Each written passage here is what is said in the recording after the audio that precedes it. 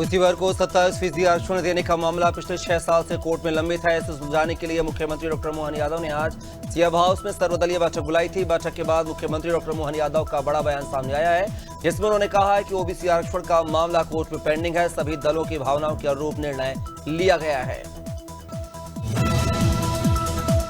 बिहार के दरभंगा में वोटाधिकार यात्रा के दौरान पीएम मोदी के खिलाफ कथित आपत्तिजनक भाषा का प्रयोग को लेकर मंत्री विश्वास सारंग ने कांग्रेस नेता राहुल गांधी पर तीखा हमला बोला है। मंत्री सारंग ने कहा है कि राहुल गांधी ने राजनीति की मर्यादा को तार तार कर दिया है। पीएम मोदी जैसे वैश्विक नेता के लिए अशोभनीय भाषा का इस्तेमाल अयोग्य है। दमोह के बचियागढ़ थाना क्षेत्र में शराब माफियाओं की दबंगई का मामला सामने आया है। गुगरा कला गांव की गौशाला के पास बाइक सवार युवक पर हमला कर उसे घायल कर दिया गया।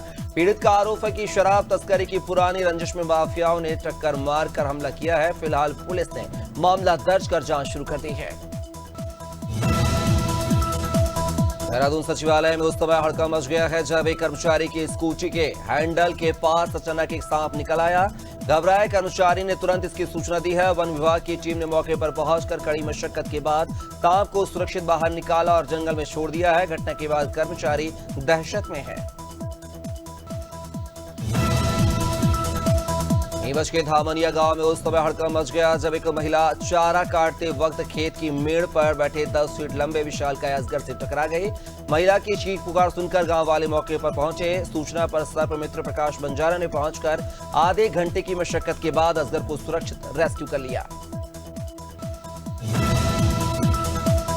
पोहरी में जनसभा द्वारा पर्युषण महापर्व का शुभारंभ भक्ति और श्रद्धा के साथ किया गया है। 1008 श्री आदित्यनाथ दिगंबर जैन अतिशय क्षेत्र में प्रतिदिन अभिषेक शांति धारा पूजन और शाम को श्री जिनेन्द्र देव की महाआरती की जाएगी। सागर से आए ब्रह्मचारी महेंद्र भैया जी 10 दिनों तक दशलक्षण धन का महत्व समझाएंगे। सीहोर जिले में फसल बीमा राशि न मिलने से नाराज किसानों ने अनोखा प्रदर्शन किया है। किसान सड़क पर लेटकर सरकार से अपनी मेहनत की कमाई की मांग कर रहे हैं। समाजसेवी एमएस मेवाड़ा के नेतृत्व में किसान प्रशासन और बीमा कंपनी के खिलाफ विरोध जता रहे हैं। किसानों का कहना है कि 5 साल से बीमा की राशि उनको नहीं मिली है। अमोरी थाना क्षेत्र के ग्राम बाजनी रमपुरा में दिल दहला देने वाली घटना सामने आई है, जहां पति पत्नी ने अज्ञात कारणों से जहर खा लिया है। दोनों की हालत गंभीर होने पर उन्हें सिविल अस्पताल सिलवानी से रायसेन जिला अस्पताल रेफर किया गया है। फिलहाल दोनों का इलाज जारी है और पुलिस कारणों की जांच कर रही है।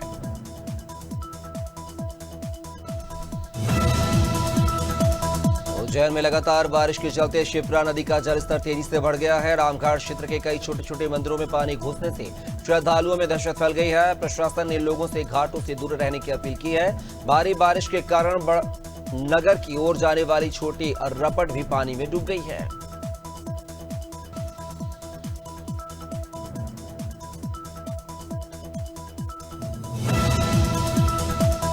अयोध्या में राम मंदिर जन्मभूमि परिसर की सुरक्षा में तैनात पीएसी जवान की ड्यूटी के दौरान अचानक तबीयत बिगड़ने से मौत हो गई है। मृतक जवान की पहचान 53 वर्षीय राम हर्ष यादव के रूप में हुई है, जो गोरखपुर के निवासी थे और पीएसी की 30वीं बटालियन में तैनात थे। प्रारंभिक जांच में हार्ट अटैक की आशंका जताई गई है। पीएम रिपोर्ट का इंतजार है।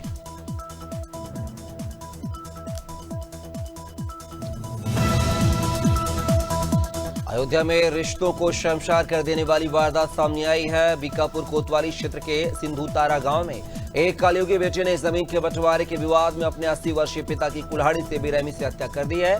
पुलिस ने आरोपी को गिरफ्तार कर लिया है और हत्या में प्रयुक्त कुल्हाड़ी भी बरामद कर ली है। बांदा के तिंदवारी थाना क्षेत्र के धौंसड़ गांव में दिल दहला देने वाली वारदात सामने आई है। अज्ञात कारणों के चलते के पति ने घर में सो रही पत्नी की गर्दन पर कुल्हाड़ी से हमला कर निर्मम हत्या कर दी है। सूचना पर पहुंची पुलिस ने आरोपी पति को गिरफ्तार कर लिया है। एफएसएल की टीम मौके पर जांच में जुटी हुई थी।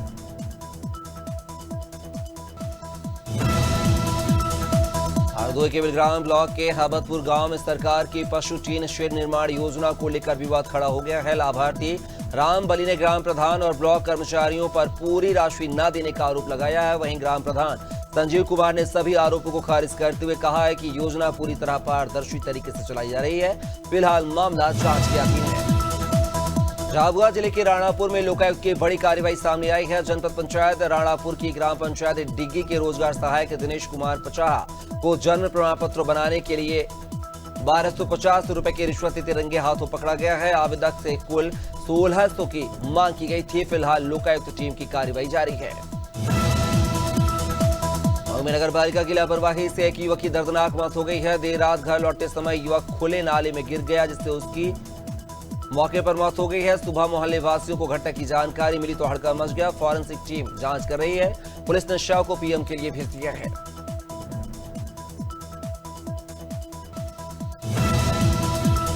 सहारनपुर के थाना नागल क्षेत्र के भिक्कनपुर गांव में संदिग्ध परिस्थितियों में एक युवक का शव घर के कमरे में मिला है। परिजनों का आरोप है कि 2 महीने पहले पेड़ काटने के विवाद को लेकर गांव के ही कुछ युवकों ने रंजिश में युवक की पिटाई की। घटना का वीडियो भी सामने आया है। फिलहाल पुलिस मामले की जांच कर रही है।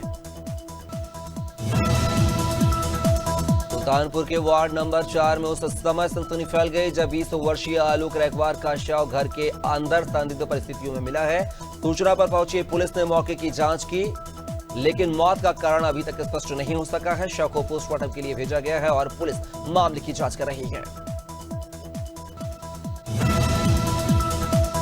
फतेहपुर में पुलिस को बड़ी सफलता हाथ लगी है। थाना खागा पुलिस ने रात्रि गश्त के दौरान चोरी के पंजीकृत अभियोग में नामजद आरोपी भीम उर्फ अजय को गिरफ्तार किया है। आरोपी के पास से सोने चांदी के जेवर और नकदी समेत कुल 10,21,000 रुपए का माल बरामद हुआ है। आरोपी को न्यायालय में पेश किया गया है।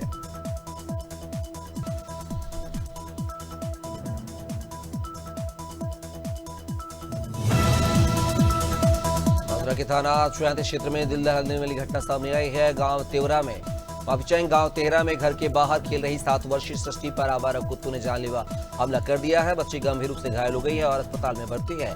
घटना सीसीटीवी कैमरे में कैद हुई है, लेकिन नगर निगम प्रशासन अब भी बेपरवाह है।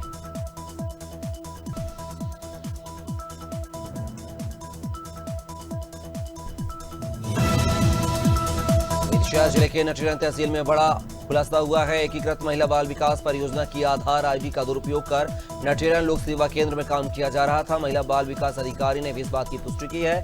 अब देखना होगा कि प्रशासन इस गंभीर मामले पर क्या कार्रवाई करता है।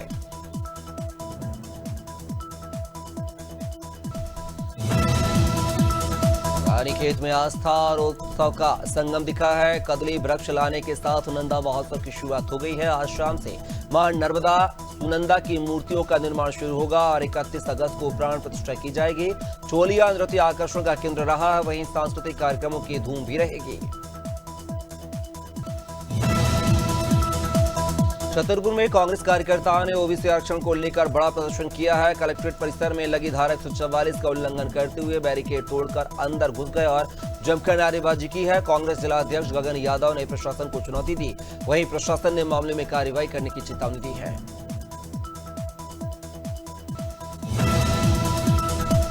थाना क्षेत्र के छमचुली में गांव में एक युवक ने फांसी लगाकर आत्महत्या कर ली है। घटना के बाद क्षेत्र में सनसनी फैल गई है। आत्महत्या से पहले युवक ने अपने एक मित्र को व्हाट्सएप पर संदेश भेजकर मौत के पीछे की वजह बताई है। पुलिस ने मामला दर्ज कर जांच शुरू कर दी है और आत्महत्या के कारणों की पड़ताल में जुटी हुई है।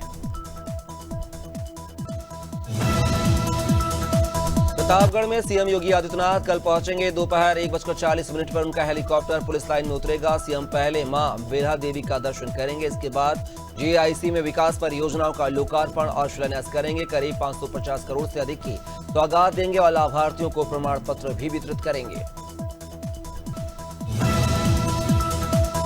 सुल्तानपुर के कुरेभार थाना क्षेत्र में एक सरकारी शिक्षक ऑनलाइन गेमिंग की लत का शिकार हो गया है। शिक्षक फूलचंद ने रमी सर्किल प्ले, रमी दमन मोबाइल ऐप जैसे गेम्स में खेलते खेलते लगभग 1.25 करोड़ रुपए गंवा दिए हैं। परिवार आर्थिक तंगी से जूझ रहा है। वहीं साइबर थाना टीम स्कैम करने वालों की धरपकड़ में जुटी हुई है।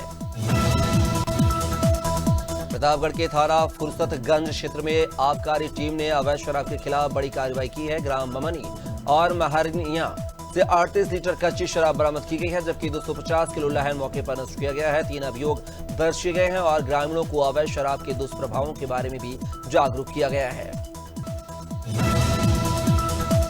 हापुड़ के पिलखुवा स्थित छिजारसी टोल प्लाजा पर ट्रक चालक ने जमकर उत्पात मचाया है। टोल टैक्स देने के बाद ट्रक से टोल बूथ में घुसकर तोड़फोड़ की है। बूम बैरियर को भी ट्रक ने रौंद दिया है, जिससे टोल प्लाजा को लाखों का नुकसान हुआ है। टोल कर्मियों की शिकायत पर पिलखुवा कोतवाली में एफआईआर दर्ज की गई है। कानपुर पुलिस को ऑपरेशन महाकाल अभियान में बड़ी सफलता हाथ लगी है। थाना कोहना पुलिस ने आरोपी प्रदीप गुप्ता को गिरफ्तार कर लिया है, जो श्याम नगर का रहने वाला है। DCP central SK. सिंह ने बताया है कि अपराधियों पर लगातार शिकंजा कसने के लिए अभियान चलाया जा रहा है। आरोपी को जेल भेजने की कार्रवाई की जा रही है। पंजाब के लुधियाना में 2 से 9 सितंबर तक होने वाली 75वीं राष्ट्रीय जूनियर बास्केटबॉल प्रतियोगिता के लिए राजस्थान की गर्ल्स और बॉयज टीमों का डिंडवाना में प्रशिक्षण शिविर जारी है। 31 अगस्त तक चलने वाले इस काम में खिलाड़ियों को एक्सपर्ट कोच ट्रेनिंग दे रहे हैं। चयनित खिलाड़ी लुधियाना में राजस्थान का प्रतिनिधित्व करेंगे।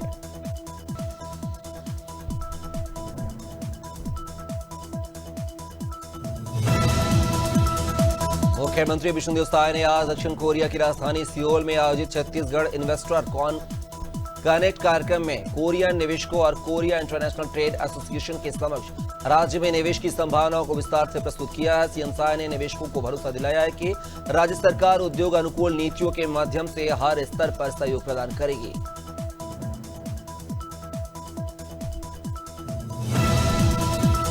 छत्तीसगढ़ के वरिष्ठ कांग्रेस नेता और पूर्व मंत्री अमरजीत भगत ने शराब घोटाले पर कहा है कि वे फिलहाल हाउस से बाहर हैं, इसलिए ज्यादा बोलना उचित नहीं है। उन्होंने कहा है कि कैबिनेट को राज्य के वित्तीय स्थिति सुधारने का पूरा अधिकार होता है। वहीं उन्होंने अमेरिका की ओर से भारत पर टैरिफ बढ़ाए जाने पर चुटकी लेते हुए कहा है कि दोस्त न रहा। छत्तीसगढ़ में एनएचएम कर्मचारियों की हड़ताल को लेकर कांग्रेस सरकार पर हमला कर रही है। इस पर स्वास्थ्य मंत्री श्याम बिहारी जायसवाल ने पलटवार करते हुए कहा है कि किसी कांग्रेस ने नर्सों पर एस्मा लगाकर उन्हें बर्खास्त किया था और उनका वेतन रोका था। उन्होंने एनएचएम कर्मचारियों से हड़ताल खत्म करने की अपील करते हुए कहा है कि कई मांगों को लेकर पहल की जा सकती है। रायपुर में साइबर ठगी के 3 मामले सामने आए हैं, जिसमें डेंटल कॉलेज के प्रोफेसर, एक महिला और एक वकील शिकार बने हैं। प्रोफेसर से शेयर ट्रेडिंग में अधिक मुनाफे का झांसा देकर 26.68 लाख रुपए की ठगी की गई है। ठगों ने कई किस्तों पर चेक के माध्यम से राशि मंगवाई है। पुलिस ने एफआईआर दर्ज कर जांच शुरू कर दी है और आम जनता से सतर्क रहने की अपील की है।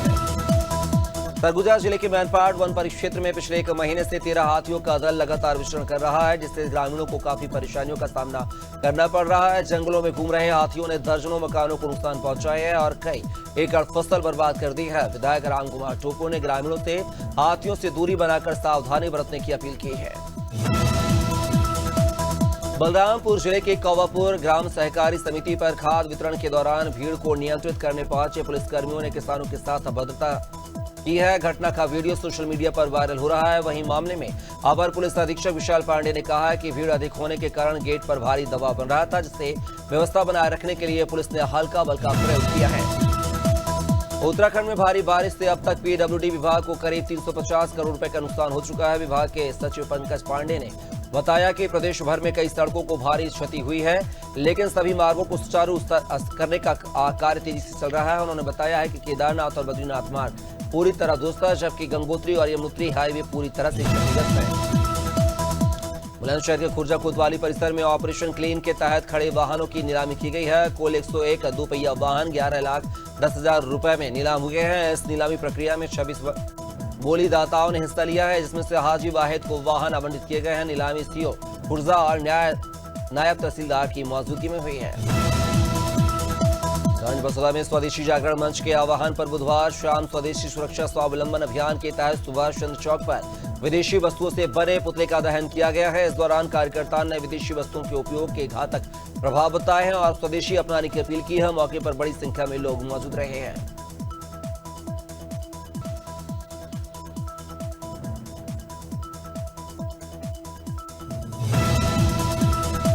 यूपी के हापुड़ में एक दिल दहला देने वाली घटना सामने आई है। प्रेमी की बेवफाई से आहत होकर एक युवती ने जहरीला पदार्थ खाकर जान दे दी है। गाजियाबाद निवासी मोइन ने शादी का झांसा देकर युवती से शारीरिक संबंध बनाए, अश्लील वीडियो बनाई और ब्लैकमेल किया। इलाज के दौरान युवती की मौत हो गई है।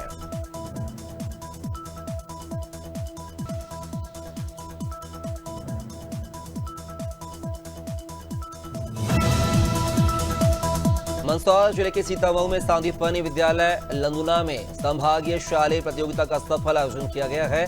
इस प्रतियोगिता में संभाग के 7 जिलों के करीब 200 छात्रों ने पुरुष प्रतियोगिता में बढ़ चढ़कर हिस्सा लिया है। तेज बारिश के बावजूद छात्रों का उत्साह देखने लायक रहा। समापन समारोह में कई गणमान्य अतिथि मौजूद रहे। नैनपुर पुलिस ने 12 घंटे के भीतर ग्राम कन्हर गांव के राम मंदिर में हुई चोरी का खुलासा कर दिया है। चोरों ने मंदिर में करीब 60,000 रुपए के चांदी के मुकुट और सोने का मंगलसूत्र चुराया था। पुलिस ने दोनों आरोपियों को गिरफ्तार कर चोरी का सामान बरामद किया है। आरोपियों को न्यायालय में पेश किया गया है। नर्मदापुरम कलेक्टर सुश्री सोनिया मीणा के नेतृत्व में हरित विश्व अभियान के तहत आज कलेक्टर बंगले पर वृक्षारोपण कार्यक्रम आयोजित हुआ है। बच्चों ने औषधीय और नीम के पौधे लगाए हैं। कलेक्टर ने बच्चों को पर्यावरण संरक्षण का संदेश देते हुए कहा है कि धरती को हरा भरा बनाने के लिए अधिक से अधिक वृक्षारोपण आवश्यक है। कांधला कस्बे में गुरुवार को थाना प्रभारी सतीश कुमार और आरएएफ उप डिप्टी कमांडेंट सतीश सागवान ने भारी पुलिस बल के साथ फ्लैग मार्च निकाला है। मुख्य बाजार में अतिक्रमण हटाओ अभियान चलाया गया है। कार्रवाई शुरू होते ही दुकानदारों में भगदड़ मच गई है। थाना प्रभारी ने चेतावनी दी है कि अव्यवस्था फैलाने वालों पर सख्त कार्रवाई होगी। पीलीभीत के बिसलपुर में सरकारी गल्ले की दुकान से चावल चोरी का बड़ा खुलासा हुआ है। पुलिस और यूपी की 112 टीम ने दबिश देकर एक आरोपी को रंगे हाथों पकड़ा है, जबकि मुख्य आरोपी फरार है। दीवार में नकब लगाकर कई दिनों से चावल की बोरियां चोरी की जा रही थी। मोहल्ले वासियों की सतर्कता से मामला खुला है। अलीगढ़ में आरपीएफ ने सराहनीय काम करते हुए एक मासूम को अपहरणकर्ताओं के चंगुल से छुड़ाया है। दरअसल 22 अगस्त को स्टेशन से आरोपी 1.5 साल के मासूम को उठा ले गया। इसके बाद परिजन ने जीआरपी से इसकी शिकायत की है, लिहाजा पुलिस ने 4 टीमें गठित की। मुखबिर की सूचना पर पुलिस ने कैथल चौराहे से आरोपी को दबोच लिया और बच्चे विष्णु को सकुशल बरामद किया है। ग्वालियर में चोरों का आतंक लगातार बढ़ता जा रहा है। बुधवार देर रात चोरों ने एक और मंदिर को अपना निशाना बनाते हुए वारदात को अंजाम दिया है। चोरी की यह घटना सीसीटीवी कैमरे में कैद हो गई है। घटना हजीरा थाना क्षेत्र के तानसेन नगर स्थित बिलेश्वर महादेव मंदिर में की है। गुरुवार सुबह जब पुजारी मंदिर पहुंचे तो घटना की जानकारी सामने आई। संभल में हुई हिंसा की जांच के लिए गठित न्यायिक आयोग की रिपोर्ट में चौंकाने वाले तथ्य सामने आए हैं। रिपोर्ट के अनुसार संभल में हिंदुओं की आबादी पहले 45% थी, जो अब घटकर केवल 15% रह गई है। इस रिपोर्ट के बाद राजनीतिक बयानबाजी तेज हो गई है। सपा और अन्य विपक्षी दलों ने रिपोर्ट को पक्षपातपूर्ण बताया और पुनः जांच की मांग की है। बस्ती में पुलिस की बच्ची से दुष्कर्म का प्रयास करने वाले आरोपी जलालुद्दीन से मुठभेड़ हो गई है। पुलिस की जवाबी कार्रवाई में गोली लगने से आरोपी घायल हो गया है। आरोपी के पास एक तमंचा और कारतूस बरामद किया गया है। बता दें कि 9 साल की बच्ची के साथ आरोपी जलालुद्दीन ने दुष्कर्म करने की कोशिश की थी। परिजन की सूचना पर थाने में एफआईआर दर्ज हुई थी। जांजगीर चांपा के लगरा गांव से लापता हुए 8 साल के बच्चे को मुलमुला पुलिस ने सकुशल बरामद कर लिया है। आरोपी चचेरे भाई राहुल ने अपने 3 दोस्तों के साथ मिलकर 10 लाख की फिरौती मांगने के लिए बच्चे का किडनैप किया था। जमीन विवाद को लेकर इस वारदात को अंजाम दिया गया था। फिलहाल पुलिस ने राहुल समेत तीनों आरोपियों को गिरफ्तार कर बच्चे को सकुशल बरामद कर लिया है।